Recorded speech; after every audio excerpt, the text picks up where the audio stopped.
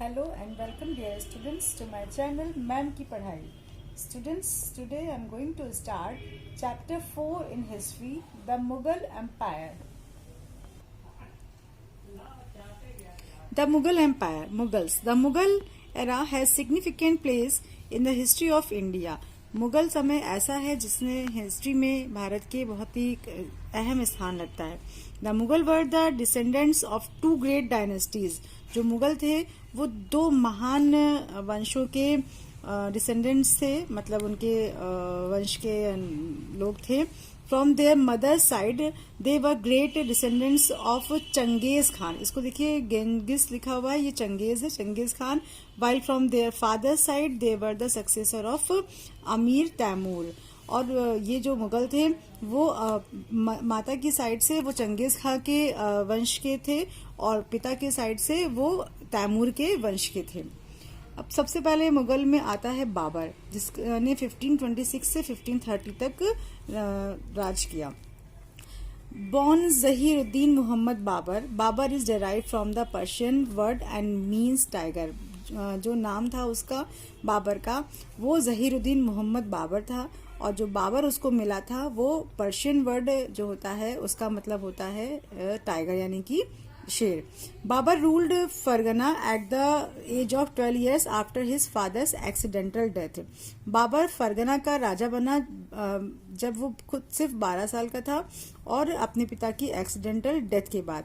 लेकिन initial years were spent without the kingdom as he was continuously overthrown by his relatives in their quest for the throne. लेकिन शुरू में वो अपने kingdoms में से के बिना भी रहा और वो कंटिन्यूसली ओवरथ्रोन मतलब हटता गया या हटाया गया अपने रिश्तेदारों के द्वारा जो कि थ्रोन पर कब्जा करते रहे. In order to expand his empire he invaded India 5 times. उसने भारत पर 5 बार आक्रमण किया. In the 5th expedition he defeated Ibrahim Lodi in 1526. और 1526 में उसने इब्राहिम लोदी को हराया. But a decisive battle was fought between Babur and Rana Sanga on 16 March 1527 at village Khanwa near Agra. Agra के पास खानवा नाम के गांव में 16 March 1527 को जो उसने एक बहुत ही भयानक लड़ाई या युद्ध लड़ा वो था बाबर और राणा सांगा का. Rana Sanga was the king of Mewar, और जो राणा सांगा था वो राजा था मेवाड़ का. He was the greatest Rajput king of the period, और वो अपने राजपूत समय का सबसे महान राजा था. In this battle Rana Sanga was defeated. इस युद्ध में राणा सांगा मारा गया. After this Babur became the master of north India, और इसके बाद जो बाबर था वो पूरे नॉर्थ इंडिया का बेताज बादशाह बन गया. Now Humayun 1530 to 1540. Babar's eldest son Humayun became the king after his death. Babar की का जो सबसे बड़ा लड़का था हुमायूं, वो बाबर की डेथ के बाद, उसकी मृत्यु के बाद राजा बना. But according to the will to his father he gave each of his brothers province. लेकिन उसने अपने पिता की इच्छा के अनुसार उसने अलग अलग प्रोविंस मतलब अलग अलग एरिया उसने अपने भाइयों में बांट दिया. But he was defeated by Sher Shah Suri at Chausa in 1539 and Kannauj in 1540. 2 बार वो शेरशाह सूरी से लड़ा और दोनों बार वो हारा. एक बार 1539 में चौसा में और एक बार 1540 कन्नौज में. हुमायूं अगेन, एक बार जब 1530 से 40 तक हुमायूं का राज रहा तो फिर शेरशाह से लड़ने के बाद वो हार गया और उसका एरिया नहीं रह गया. फिर वापस उसने 1555 में रिकैप्चर किया. Shershah successor were weak and insufficient. जो शेरशाह के उत्तराधिकारी थे बहुत ही कमजोर थे और योग्य नहीं थे. Humayun saw this as his opportunity to regain the throne at Delhi, और उसने इस चीज को इस अवसर का लाभ उठाया और उसने फिर से दिल्ली का सिंहासन प्राप्त कर लिया. इन 1555 ही रिकैप्चर दिल्ली एंड आगरा. उसने 1555 में दिल्ली और आगरा दोनों को रिकैप्चर कर लिया. But the very next year he dead as a result of the fall from the stairs in his building. लेकिन अगले ही साल उसकी डेथ हो गई, अपनी ही बिल्डिंग में वो सीढ़ियों से गिर गया. देन अकबर का जो रेन था वो 1556 से 1605 था. After the death of Humayun, Akbar ascended the throne at the age of 13 years. सिर्फ 13 साल की उम्र में ही अकबर सिंहासन पर बैठा जब हुमायूं की मृत्यु हो गई। बैरम खां became the young Kings Regent, और जो बैरम था वो यंग किंग का सलाहकार बना। इन 1556 the second battle of Panipat was fought between the Afghan ruler Hemu Vikramaditya and Bairam Khan.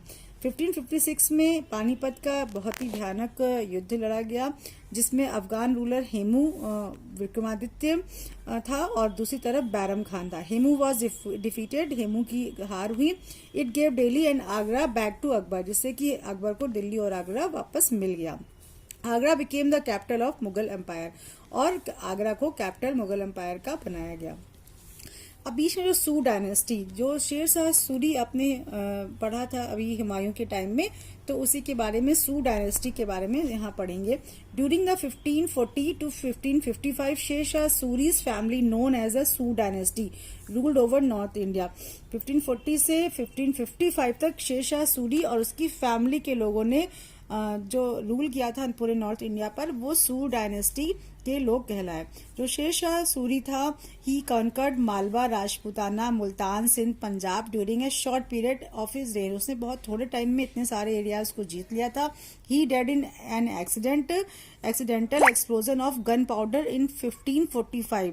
वो एक्सीडेंटली मर गया था, मतलब दुर्घटना में, जबकि गन पाउडर जो होता है उसी में एक्सप्लोजन हो गया था और धमाका हो गया था, जिससे 1545 में उसकी डेथ हो गई थी। In 1560 Akbar took over the reins from Bairam Khan. Bairam Khan से अकबर ने अपना पूरे जो रेन था, शासन था, उसको अपने हाथ में पूरी तरह से ले लिया। For the rest 40 years of his reign Akbar adopted a policy of conquest and consolidation of the empire. और अगले 40 साल तक अकबर ने बहुत ही अच्छे से जीतने और साथ ही साथ में सहृदय वाली अपने एम्पायर की पॉलिसी को अडॉप्ट किया या चलाया। To strengthen his position Akbar adopted the policy of matrimonial alliance with Rajput. उसने अपने पोजीशन को और शक्तिशाली बनाने के लिए राजपूतों के साथ में वैवाहिक संबंधों की पॉलिसी को अपनाया। ही डेड इन 1605। वह 1605 में उसकी मृत्यु हुई। जहांगीर 1605 to 1627।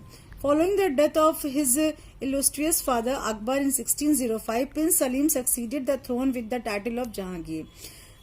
जो महान अकबर या फेमस अकबर था, उसकी डेथ के बाद 1605 में उसका बेटा सलीम जहांगीर के टाइटल से या नाम से सिंहासन पर बैठा। He continued his father's policy of winning over the Rajputs through matrimonial alliances. उसने अपने पिता की जो पॉलिसी थी राजपूतों को जीतने की वैवाहिक संबंधों के साथ, उसको कंटिन्यू रखी, जारी रखी। He had a strong sense of justice. उसके पास दिमाग बहुत था और वो न्याय बहुत अच्छा करता था। It is said that the golden chain of justice connected his palace to the banks of Yamuna river. यह कहा जाता है कि उसने जस्टिस के लिए एक सोने की चेन को यमुना रिवर यानी नदी के किनारे पर लटका रखा था। द चेन हैड 60 बेल्स, और उस चेन से 60 घंटियां लगी हुई थी। एनी वट कुड रिंग, कोई भी उसको बजा सकता था। एंड द बेल, उस बेल को, and the personally seek justice from him, और उस पर्सनली डायरेक्ट जस्टिस उससे वो प्राप्त कर सकता था। जस्टिस यानी न्याय। Challenges before Jahangir. जहांगीर को कुछ चैलेंजेस, कुछ कठिनाइयों का सामना करना पड़ा। Revolt by his son prince Khusro in alliance with Raja Man Singh eight Lahore. Lahore में राजा मान सिंह के साथ में खुसरो ने रिवोल्ट कर दिया था। खुद उसके ही बेटे ने उसको देखना पड़ा, उसे दबाना पड़ा। Strain relationship with the Sikh, और सिखों के संग उसका बहुत ही खराब रिलेशनशिप हो गया था, क्योंकि जो गुरु अर्जुन देव था उसको सपोर्ट दे दिया था खुसरो, उन्होंने खुसरो को सपोर्ट दे दिया था, तो इस वजह से भी उनका जो रिलेशन था वो खराब हो गया था। लॉस ऑफ कांधार, वो कांधार उसके हाथ से चला गया था। And bid for independence bye Ahmednagar in the Deccan, और डेक्कन में अहमदनगर का बार बार इंडिपेंडेंस के लिए आगे आना, ये इसके लिए बार बार लड़ाई करना, ये उसको फेस करना पड़ा। Jahangir was fairly successful as a ruler. Jahangir एक रूलर के रूप में बहुत ही ज्यादा सक्सेसफुल था। एंड जहांगीर डेड इन 1627, उसकी डेथ 1627 में हुई। And was succeeded by Shahjahan, और उसके बाद उसका उत्तराधिकारी शाहजहां बना।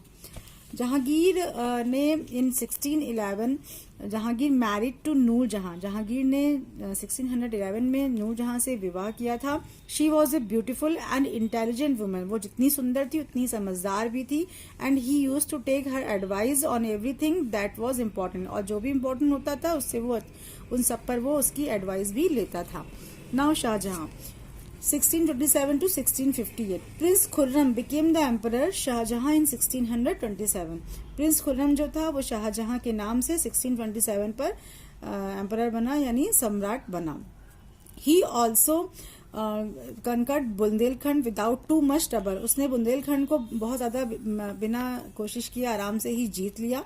There were 3 important states in Deccan, Ahmednagar, Bijapur and Golconda. वहां पर 3 इंपॉर्टेंट डेक्कन में स्टेट थे, अहमदनगर, बीजापुर और गोलकंडा, जिसमें से उसने अहमदनगर को तो एनेक्स कर लिया, लेकिन बीजापुर और गोलकुंडा को उसने अपने अधीन कर लिया और उन लोगों को कहा कि दे विल पेड शाहजहां, कि वो उनको टाइम पर कुछ न कुछ पे करते रहे। He also faced some problems. He defeated and killed chieftain of Bundelkhand राजा जुहार सिंह। उसने कुछ काम जो अच्छे किए या कुछ उसने जो भी काम किए, तो उनमें से एक था कि जो सरदार था एक बुंदेलखंड का, उसका नाम राजा जुहार सिंह था, उसको 1636 में उसने मारा और हराया। He controlled the Portuguese and ousted them from Hooghly इन बंगाल। उसने पुर्तगीज यानी पुर्तगालियों पर कंट्रोल किया और उन्हें हुगली यानी बंगाल से बाहर कर दिया। He sent his army to Balkh and Badakhshan in central Asia. उसने बल्क और बदख्शन पर सेंट्रल एशिया में अपनी आर्मी को भेजी और उस एरिया को भी एनेक्स किया, यानी कि अपने में मिला लिया। He killed his now the Aurangzeb time he sent a powerful contingent to Kandahar under his son Aurangzeb to fight the Persians. उसने औरंगजेब यानी अपने बेटे औरंगजेब को कांधार एक बहुत ही महान या बहुत ही पावरफुल एक ट्रूप पर भेजा था पर्शियंस को हराने के लिए। बट जो औरंगजेब था, he killed the 3 brothers and kept his father a prisoner for the rest of his life.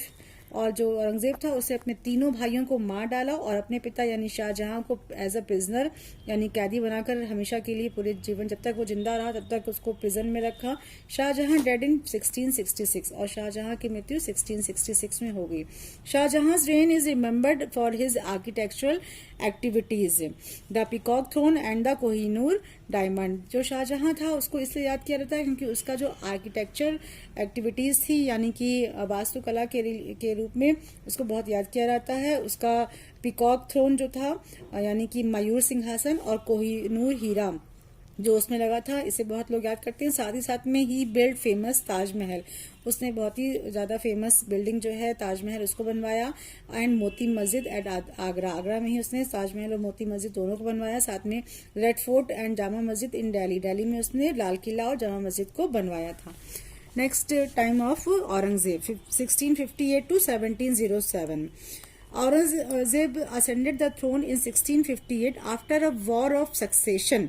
Aurangzeb जो था वो 1658 पर राजगद्दी पर बैठा एक बहुत बड़े सक्सेशन के यानी कि उत्तराधिकारी जो लड़ाई होती है उसमें अपने तीनों भाइयों को मारने के बाद वो उस पर बैठा। Aurangzeb had several outstanding qualities. जो औरंगजेब था उसके पास बहुत ही अच्छी गुण थे, बहुत क्वालिटीज थी, जैसे कि करेज, पेशेंस, विटैलिटी एंड प्रिजर्वेंस। बहुत साहसी, बहुत ही धैर्यवान, बहुत ही ज्यादा सीरियस और साथ ही साथ में थोड़ा सा उसका परसिवरेंस मतलब थोड़ा हटी भी था। But he was short sighted, लेकिन वो थोड़ा सा अदूरदर्शी था। He gave up Akbar's policy of religious tolerance. उसने अकबर की धार्मिक नीति जो थी, जो दोनों धर्मों को अकबर मानता था और लोगों को मिलाकर रखता था, वो उस पॉलिसी को उसने त्याग दिया। His policies of short-sightedness paved the way for decline of the Mughal empire. और उसकी इसी अदूरदर्शिता ने मुगल एम्पायर के डिक्लाइन यानी समाप्ति को का मार्ग प्रशस्त किया। His successor were weak। उसके जो सक्सेसर उत्तराधिकारी थे बहुत वीक थे, कमजोर थे, इनएफिशिएंट, अयोग्य थे और साथ ही साथ प्लेजर लविंग, हमेशा वो प्लेजर में डूबे रहते थे।